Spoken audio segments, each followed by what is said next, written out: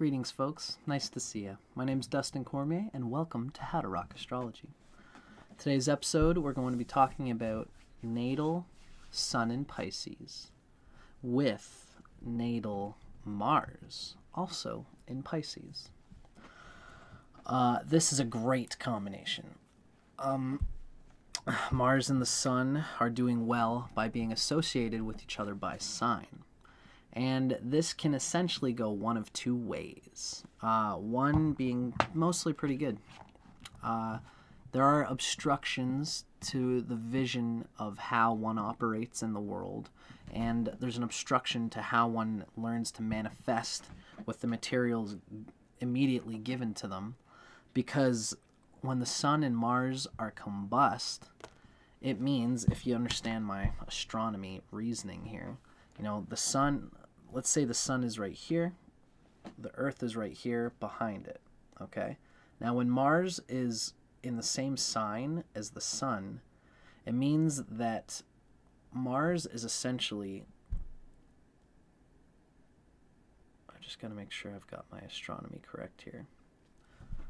You know, I guess I should put the Earth in the middle. Sun would be here.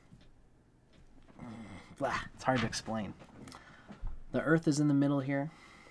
The Sun is back here. Now, when Mars is opposite the Sun, that means that Earth is here, the Sun is here, and Mars is behind the Earth. That's when it's in opposition. And the Mars and the Sun, essentially the Sun is not eclipsing Mars, because the Earth is here, Mars is behind, and then the Sun is here. Mars is behind the Earth, so the Earth can still see the Mars. They're not obstructing each other. But when Mars is in the same sign as the Sun, what's going on is that the Earth is here, the Sun is here, and Mars is out there, past the Sun. Which means that the Earth is not getting the light from Mars. And Mars especially is all about vision, it's all about sight. We know from Ernst Wilhelm's Graha Sutras, which is a text that I highly recommend. It looks a little something like this. We know from Ernst Wilhelm's Graha Sutras, which essentially is talking about old Vedic scripture. In the old Vedic ways, we say that Mars rules the sense of sight, and that Mars is a logical, rational planet which moves by the sight of reasoning. It's like when people are at war, you know, Jupiter goes by sound, and if you're at war, you know, if you go deaf, all you've got after you go deaf is your vision. And it's your vision that sees the plot lines, the strategy of, you know, in your mind where the enemy's flanks are, where your defense brigades are, and you need to be able to plot a map in your head for when this flank is taken in by soldiers. I need to know that there's another spot for our team to run away through. And Mars uses its vision to plan and strategize these kinds of things. And when the Sun combusts Mars, the visionary rationale and logical reasoning sight, the logical faculty of Mars, which is how Mars applies its step-by-step process to manifesting what we want. You know, Mars is a step-by-step logical planet, and not everybody caters well to a logical step-by-step process. But what happens with Mars is that if Mars is doing well, even if it's in a sign like Pisces, that's very adaptable, it's immutable, it doesn't necessarily, it's not all about the step-by-step process per se. Mars will add a rigid, controlled sense of whatever sign it puts itself in. In Pisces' case, Mars gains a grip on the emotional mysticism of people's internal aesthetic emotional preferences and adds a rhythm, a rigid rhythm there. So this is a person who can be very creative, can let go, can just do something like very light and graceful, and they can feel of their own bodies and out of their own body's enjoyment what might be an enjoyable way to apply themselves to whatever job the sun gives the Mars and Pisces. If you want to know more about Mars and Pisces, it's a great position, and you can hear more about it at the start of this series. I've got a video just on Mars and Pisces and what it brings to the table here. This video is going to talk about what does this Mars and Pisces add to the Sun in Pisces ego. And it's definitely mostly good. Although there is, again, there's an internal isolation factor here where you are leading very deeply by your own sense of what you enjoy. You're really driven by your own regard. And you might have less of a consciousness of how you can apply yourself to other people and in relationship to other people, because the Mars here is, you even lose a grip on your own best way to manifest your reality, because it's always changing, because the sun kind of eclipses your Mars here. Now Mars would usually find a solid way to constantly apply its energy, but with Sun and Mars being in the same sign, you've got to kind of be able to adapt your method to the changes that the sun will put you through. The sun is karma, the sun is dharma as well, and the sun is going to attract opportunities that change that you got to change all the time. And with this particular combination, you are somebody who has to change your method to fit your inspiration, to fit the opportunity that you are constantly going into new opportunities for. With all that being said, basically, this combination can really go one of two ways. If the Sun and Mars are not combust, there's still going to be a bit of this isolating thing, but ultimately, this is going to be a good thing. It's going to give you a deep sense of who you are, how you want to apply yourself, and create your reality. Mars is always considered to be the right arm of the sun. It's the general. It's the lieutenant to the king being the sun. This is me getting this is traditional Indian mythology of the planets. The sun was considered to be the king. Now, the sun here is, the sun can be either in its own territory, where it is used to dealing with itself, or some people's suns are attracted to going out into territory that's not necessarily their element, their specialty. That's like the sun in signs being ruled by Venus or Saturn or Mercury. You notice that Venus and Saturn and Mercury are completely different from Sun, Moon, Jupiter, and Mars. What do I mean by that? What I mean by that is, have you ever noticed that when it comes to Saturn, Mercury, and Venus, those three planets rule the earth and air signs, right? Venus rules Taurus, earth, and Libra, air. Mercury rules Virgo, earth, and Gemini, air. Saturn rules Capricorn, earth, and traditionally, anciently, Aquarius, which is air. So those planets have more to do with social reality.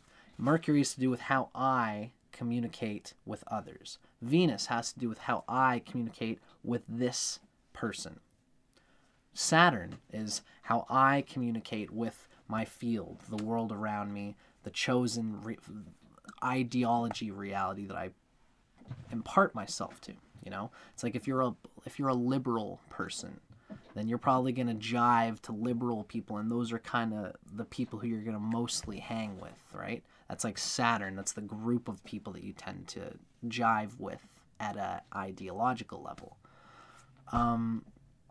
So those three planets have their own vibe, and when the Sun or Mars are in those planets, they don't do the best. When the Sun or Mars is in an Earth or air sign, it's not as good, because those three planets have less to do with the self and more to do with how the self applies to the world outside of it. So, Venus, Saturn, and Mercury do better in those signs, in earth and air signs. But the Sun and Mars you want in a fire or water sign, right? Because when you think about it, those 3 planets are best friends, and then the other 4 are also best friends. Sun, Moon, Jupiter, and Mars are also best friends. When you think about it, Mars rules Aries, fire, and Scorpio, water. Jupiter rules Sagittarius, fire, and anciently Pisces, which is water. And I would say that the rulership of Pisces by Jupiter is more primary than the rulership of Neptune, of Pisces rather. Jupiter rules Pisces more primarily than Neptune rules Pisces in the Indian tradition, and we could see why. Jupiter holds the chakra energy field of Pisces. And then finally, the Sun rules Leo, which is fire, and the Moon rules Cancer, which is water. So the fire and water planets, Sun, Moon, Mars, and Jupiter, they hang out together and enjoy each other. And then the Earth and air planets, Venus, Saturn, Mercury, all enjoy each other. So the Sun is in its own domain by being in a water sign here in the sign of Pisces, and it's also right next door to its exaltation point of Aries. It's behind Aries, it's pushing into Aries, and that's why the Sun in Pisces is, like, by my reckoning, it's the second best place for the Sun. So it's a great place to have your Sun. It's a great place from which to dream up. The Sun in Pisces is used to dreaming up what the king would do at its best comfortable element. It's inspired by Jupiter, who is a best friend to the Sun. Jupiter is really the main operative of the Sun. Wherever Jupiter is in anybody's chart, that's what the Sun is really doing. The Sun is the vehicle to what Jupiter's deeper dharma and purpose is in life. So by the Sun being in the sign of Jupiter, it's in the sign of a friend, that being Pisces. It's in the sign of a friend, and it's much more outgoing, upbeat, and unapologetically self-driven than most people give it credit for. Most people tie Pisces into the archetype of the 12th house, which is completely different. Pisces is more different from the 12th house than any other sign is from its house equivalent. The 12th house is an evil, malefic house. It's always a difficult placement. It has to do with karma and the retribution of things. Pisces is very different. It's just another chakra energetic field. There's an emotional attunement in Pisces and a sensitivity, which bears the thought that, anything that a planet in Pisces does is going to be done with sensitivity to the people around it, to the field, to the emotional preferences of itself and those around it. And that's a for better or worse thing. This is why Mercury gets confused in Pisces, because it's thinking about it's thinking and communicating on the way that it prefers to its emotional preferences to communicate, which is not how Mercury is supposed to work. Mercury is supposed to be in Virgo, where it's not about your emotional preference to communicating. It's about what's the best way to communicate.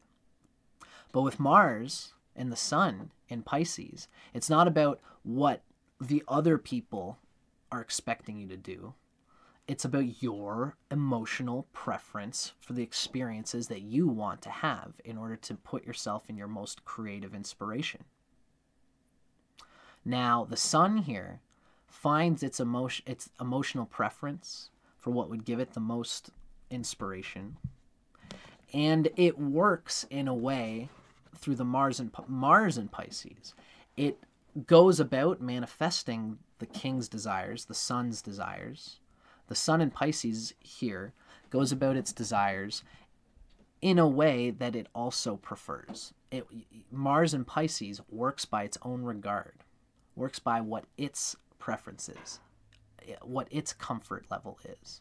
And it's unapologetic about, if the boss comes along and you're the Pisces, the mystical Pisces, who knows the company very well and knows how to apply yourself to the company's needs, the company's mission, statement, whatever it is, you're going to apply yourself to the company's mission statement in your own way, in a way that you know is the best way for you to do it. And you'll also be able to you'll be good at manipulating other people, manipulating or maneuvering other people to understand what your desires are, what your motives are, and what your operative is for the company, so that you can help be a good player to the company by, you know, essentially what I wanted to say for a Sun in Pisces person is that you want to be recognized and respected for your capacity to align a project to the client's preference. If you're a musician, you might be thinking about what kind of a song would this type of person like. And you will completely align your creativity, which is an expression, it's your signature. It's always going to have a bit of you in it. But you aligned your creative impulse to an archetype that many people will appreciate and understand because you understood that. You know, let's say you write a song about heartbreak as a Pisces. Everybody knows what that heartbreak thing is all about. And you saw a door for this universal thing that's going to happen to everybody. Because Pisces knows that the self in one is the self in all. It's the mysticism of the water and fire signs. Your preference is the same as everybody else's preference, which means when you write a song about that heartbreak, you're channeling something for everybody else that everybody else understands. But you're doing it in your way. That's what the Sun in Pisces is all about. Now, in the same way, Mars in Pisces goes about it in a way that everybody understands. Now, what I mean by that is that, like, when you're working with other people, I'm a musician, so I'll keep the musician metaphor, right? We're all musicians here. We're all writing our songs together, and we need to write something. We can't just it's not going to write itself, right? So you are not going to go as a person who's mutually working with another writer. You're not going to go to them and say, hey, look, idiot, I've done my part. I've done my writing. Now you go ahead and do your writing so that we've both contributed to this thing, and now, boom, we're both equally, our hands are clean, and we've both done our writing. You know, like that pushy kind of way is not, you catch more flies with honey than you do with vinegar. And Mars and Pisces knows this. The Mars and Pisces will say, hey, you know, I have an opportunity on Saturday. I'm free. You know, I was thinking, since, you know, you and me are in a band together, I was just kind of, I don't know what you think about this, but I was going to grab a 12-pack of beer for myself. If you like, you can come to my place on Saturday. You can have some, don't worry about it. Just come over and you can have some of my beers, and let's write a tune. Oh, you want to, okay, we'll split the beer. We'll come over to my place. We'll write a tune, and I will hold the space for you, and I'll help. We'll write with each other. And you, as the Mars and Pisces, will push your friend in ways kind of like you're willing to be spicy. Mars and Pisces can be spicy because your enjoyment, your unapologetic feeling that I think we should write a song about this. Imagine this, you know, if it would be like this, you know, this heartbreak song. Everybody gets heartbreak, you know, what do you think? And then you'll ask the other person, like, what do they think? And the other person will say, yeah, you know, that's pretty cool. I was almost thinking that we would write this other universal song about a broken beer bottle being like hanging out on a table. Now, that might not be your preference. It might not be something that you want to write about. But you say, oh, I see what you're going there. You invite the other person to be mano a mano with you in the creative process without being... You know, you might honestly say, like, well, I mean, like, you know, the thing about that is that, like this whole album is catering towards this, you know, heartbreak vibe. So this violent thing with the broken beer bottle might not necessarily work. And you can be honest, and you can be straight, and you can say that you have an idea for this album. I hope you guys are with me with this metaphor here. I hope I'm not going too far into this one metaphor, but... You had an idea to make a universal thing that everybody understands is heartbreak. That's the meaning of your album, and that's what you're trying to perpetuate. Now, if you're convincing enough, then you could tell your friend that they've added their contribution, and you could say to them, look, man, I don't want to poo-poo your contribution here, but the album, the EP we're building has a specific vibe, and I think it should be this. Now, do you see what I'm getting at there? Because if you do, let's build this album based on this intention. And then the next album, I promise you, will remember your Broken Beer Bottle Violence song, and we'll just make something for that.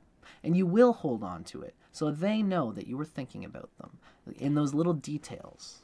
Those little emotional details are what carries the Mars and Pisces vibe through. And this allows you to essentially do what you want, that's the Sun in Pisces, in a way that you prefer to do it, and as well as other people prefer to do it, because you're sensitive to other people's way of working. Mars in Pisces is sensitive to how others prefer to work and how you prefer to work, especially because since the self in one is the self in all, since you have a sense for what your own preferences are in how you approach work, you can have a sense of how other people would individually apply themselves to that universal principle of how we all like to work. You can be sensitive to their individual attunement, encourage the universal approach, which is like, this is how everybody tends to write songs. But I know you like to write songs this way, and I can cater to that. And when your partner sees that you're catering to them, then they will cater to you. And this is the magic of these planets in Pisces. Westerners, I think, will try to tell you that you are so sensitive as being all this Pisces energy, that you're so sensitive to other people that you will not stand up for your own decisions.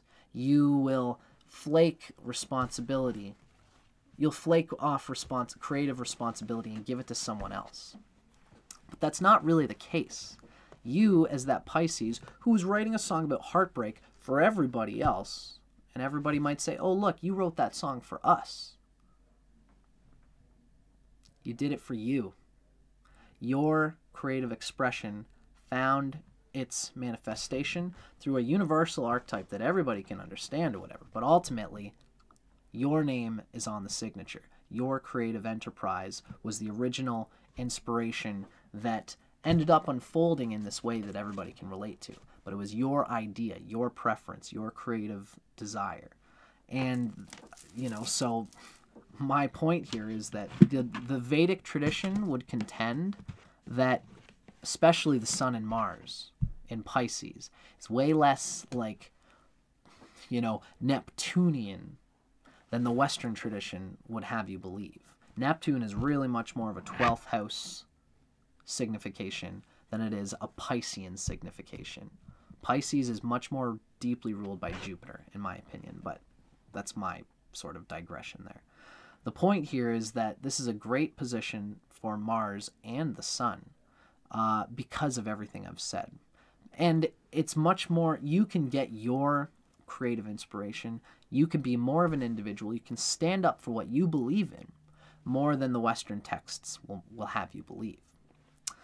And this is all good, especially if the Sun is not actually combusting Mars. And everything I've just said, if you have Sun combust Mars within 8 degrees of an orb, all of this will still be here. The only problem is that what happens, the one thing that can go wrong with this combination is if the Mars gets within 8 degrees of the Sun in your chart. That's what we call combustion. And what happens is that the Sun at that point is agitating Mars. Even though Mars is delighting the Sun, Mars doesn't do the same damage to the Sun as the Sun does to Mars when they're combust. It's a great thing for the Sun because your Sun is ennobled by Mars. There's an ability to feel like there's a manifesting principle here. Like the way you work is right there. The way you prefer to work is right there with that Mars and Pisces. So what happens is when the Sun combusts Mars is that the Sun spends too much time envisioning and planning and falsely projecting, and not enough time actually sitting and manifesting and unfolding that dharmic responsibility, that truth. You could be somebody who reads all about the bones of being a snowboarder. You might learn all about carving from the best books of the best writers, because this is Jupiter rules Pisces. So you're going to go right into the ergonomical bones, into the design. What is it that makes, what are the high-end equipment that's needed to be the best snowboarder? Who are the best snowboarder gurus who have the best sense of the quick shortcuts to give you the quickest path to being the best snowboarder that you can be? This is all Mars delighting the sun, and the sun envisions all these plans and all these things. And what the sun ends up doing is that, they spend so much time trying to align themselves with the highest path, whether it's snowboarding or whether it's painting, being a musician, or being a CEO, being a yoga healer, or someone just who's in a company who's trying to slowly climb the ladder by being diligent in your own way, helping the people, your fellow employees, and then your supervisor, eventually getting on into the supervisor's position. Like you might spend all this time kind of catering to all these subtle ways and details of help getting to where you want to be. But it might actually take you away from a logical apprehension of how you can build a plan and put the plan through to being what you want to be. Because your inspirations change. And your inspiration can change so much that the high peak of your plan can keep dissolving and dissolving like stacks of cards. Because you think, now I want to get to the top of my own mountain this way. And then, after a few days of trying that, you're like, now I want to get to my top of my mountain this way. And the Mars just loses an essential something. For you, if your Mars and Sun are combust, I recommend that you try to invoke Mars and try to gain stability in whatever Mars rules in your chart. Meaning what house it rules. If you're like a Virgo rising, then Mars will rule your third house. Scorpio is the third sign from Virgo. And Mars will rule your 8th house. Because Mars is the 8th sign from Virgo. Aries is the 8th sign from Virgo. So whatever Mars is here in Pisces, in that 7th house, Mars is going to ground your 8th house, your ability to work with other people, and your 3rd house, your ability to explore unconventional ways. That is the way, the 8th house and the 3rd house is the way through which your Mars in that Pisces would manifest the sun's desires. But since the sun is combust, that Mars, what would happen in that case, since you're a Virgo, it would be like your 12th house. It's like your internal isolation and planning planning your great whatever things are happening in that Pisces sign in that 7th house from Virgo.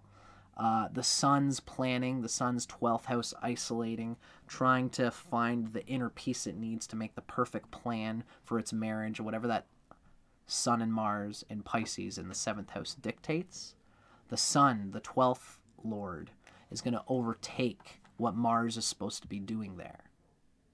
It's going to eclipse it so that those activities overtake what Mars could be doing as a healthy 3rd and 8th lord. So that's just for Virgo rising. You got to consider this in terms of your own rising sign, because Mars being combust can really make whatever houses it rules unstable. Although it will still have the great, this is a good place to have a combust Mars, because Mars is still doing very well in Pisces, although it might be a bit emotional. You might find yourself, if the Mars is combust here, you might be too rigid and emotional, and you might feel that, the only way for you to do your best work is when you're emotionally inspired and feeling good. Because Pisces is like emotional. You need to feel like whatever you're doing is aligned with your deeper purpose in order to do it well. That's Mars and Pisces in general. But because the sun puts pressure in that combustion, the sun would put pressure on your Mars. And that pressure will cause you to not ever feel stable in your inspiration. You'll always feel like it's dissolving and there's pressure from other things that makes you lose your complete, concise sense of what you're trying to build in your life. So if the Mars is combust, you're going to waste a lot of energy waste a lot of wild oats. You're going to sow a lot of wild oats before you finally get a grip on who it is that, on the expression of that Pisces sun. But you will still get some. It'll just be a bit unstable and hard to express. You know, for this particular placement, the position of Jupiter is really going to show whether you can hold your alignment, and whether your alignment will, if Jupiter's well placed, if it's in trine to these two planets, if it's in trine to the sun or trine to the moon, if it's close to Cancer where it's exalted, if Jupiter has any of those things, then you will naturally, by doing everything that you do, you will align yourself with that inspiration principle. You'll feel why it's important. And even though Mars doesn't always try, it can't always hold on to its inspiration when it's combust the sun, because the sun combusts Mars's vision of the inspiration. But if you have a good Jupiter, you'll still be lockstep with your inspiration, because that's what a good Jupiter does. So you'll still waste energy, but it won't be as bad. I hope that makes sense. This is turning into a long video, as all these videos tend to do. All in all, for those who are watching, hopefully this taught you a little bit about combustion. But no matter what, you know, if your sun is farther than, you know, let's say 8 or 10 degrees away, if your sun and Mars are at least 10 degrees from each other, then you're just going to have Pisces sun, Pisces Mars. You're going to use your emotional attunement. You're going to understand your own emotional preferences when it comes to work and when it comes to inspiration. You'll understand what inspires you. You'll be emotionally compelled and uplifted whenever you're in a place of inspiration. And therefore, you will help others on your team to feel inspired, to feel loved, to feel like you're all aligned to your creative spiritual challenge in life. Mars will make everybody feel like this is what we're doing, right? This is what you're great at. It's making everybody realize that this is our challenge. This is our enjoyment. Let's get it, boys. Let's do it. And there's an enjoyment there, because Mars and Sun, which is an aggressive, tough manifestation that everybody has to go through. In Pisces, with the buoyancy of Jupiter there, it's being aligned. That aggressiveness is being aligned to an internal, emotional work preference principle that everybody gets to enjoy when you're on the team. And this is also especially so in romance, in relationships. Again, this is only the Sun and Mars, so you might have a great attunement to the other person. You might be very good at seeing the type of aesthetic that would turn the other person on. You might know just how to act spontaneously and perform and speak in a grace that that your type of lover would be attuned to. And you can be very seductive. You can give the fuck me eyes to somebody from anywhere, and the other person will be like, whew, like they can see how deep your magnetic desire is to get the things that you want to get, especially with the Sun and Mars being together. There's an internal heat, a deep desire to enjoy the fruits of the karma that is this enjoyment of putting yourself to a directive. You want to enjoy putting yourself towards a directive. And making love is a directive. It's an art. It's a science. It has ways. And you can make yourself a great lover. This person has the capacity. You have the capacity for Tantra, Kama Sutra type love. Knowing all the positions, knowing all the angles, the atmosphere, the smells, the foods, all the things that would make lovemaking great. Ultimately, I do want you to consider the fact that this is only the Sun and Mars. If you really want to know whether you will put a value on relationships, then you have to look to your moon and your Venus. If you have a strong moon, strong Venus, then you will get energy from knowing the value of being mutually accommodating in a relationship. If you don't have a strong moon or Venus, it's whatever. Not everybody has to consider relationships to be that important. For your sake, I'm trying to explain to you. Whether you do consider relationships to be an important value, or whether you don't, either way, your Sun and Mars is going to know how to lighten up the aesthetic preferences, the emotional preferences, the groove aesthetic preferences of anybody that you deal with, to light them up, to make them their mouth water for your grace and your performance, your charm. This is part of the way the swagger, this is part of the way you manifest that hot Mars energy that's being lit up by the sun in that way. It's a great thing for a career, and it's also a very wonderful thing to have as a lover.